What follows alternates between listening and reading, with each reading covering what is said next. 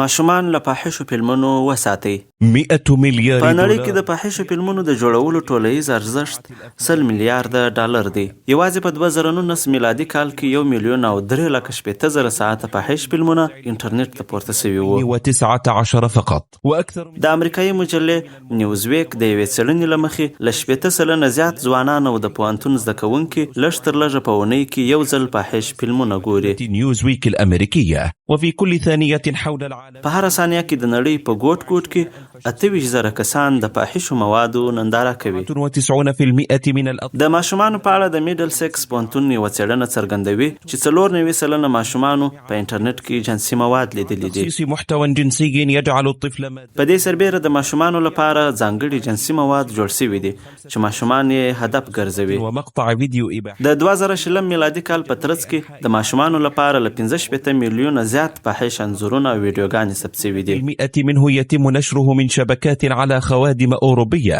وفي ألمانيا خلال په 2021 کال کې یوازې په جرمني کې د ماشومانو او ځوانانو لپاره د فاحشو عکسونو د تولید، خپرولو او ساتلو تر 90,000 زیاتې قضیې ثبت شوي دي. إحصاءات أن الصور المتعلقة بالاستغلال الجنسي. احصایې ښیي چې له ماشومانو څخه د جنسي استفادې اړوند انځورونه تر 2021 میلادي کال پورې 85 میلیونو ته رسیدلي دي. 10% منذ او دا شمیره له 2010 کال راهیسې 6% زیاته شوې ده. إلى مستقبل مرعب إذ إن واحدة من كل. د یورو نیوز له مخې دا لوړې شمیرې یو ویرونکی راتلونکی ښیي، ځکه چې په نړۍ کې به له هرو 4 نجونو څخه یو نجلۍ او له هرو 8 هلکانو څخه یو هلک د ماشوموالي په دوران کې د جنسي تاوتریخوالي له یوې بڼې سره مخ کیږي. الإنترنت يتعرضون للإباحية. په دې څېړنو کې جالبه دا ده چې 40% د انټرنیټ کارکوونکي د ناغوښتل شویو فاحشو اعلاناتو او ناڅاپي کړکیو له لارې له فاحشو موادو سره مخ کیږي. تعرضوا لمشاهدة الصور الإباحية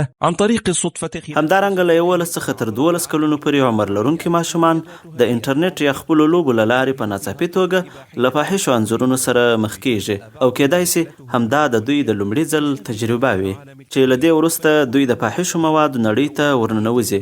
د پلټنې لپاره یو ډول فضولي سفر پیلوي چې شاید د کلونو لپاره دوام وکړي او په ځینو مواردو کې دا فلمونه کتل حتی د ټول عمر لپاره په روږديتوب بدلیدای سي.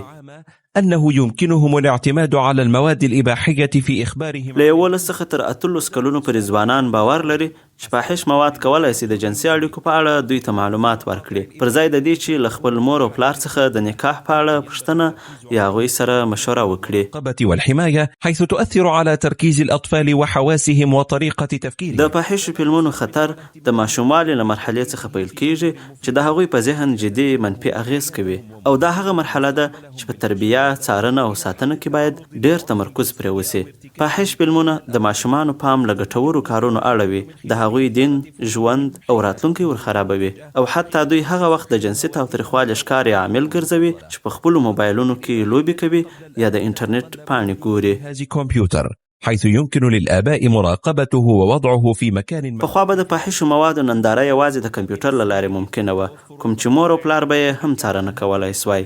خو اوس ماشومان د موبایل له لارې ډیر په اسانۍ لاسرسی ورته کولای سي، ان د لوبو یا ټولنیزو رسنیو لکه ټیک ټاک او سنیپ چټ له لارې. لا توجد قيود على المحتوى المقدم للأطفال، بل إن المواد الإباحية بإمكانها الوصول إليهم بسهولة قبل أن يصل. د څېړنو له مخې ټیک ټاک او سنیپ چټ تر 2020 میلادي کال پورې د دې لامل ګرځېدلي چې د 11 کلونو په عمر کې 50 سلنه ماشومان فاحش مواد وګوري. له دې شمیرو څخه تاسو پوهېدلی سئ چې ستاسو پر ماشومانو څومره سخت برید روان دی.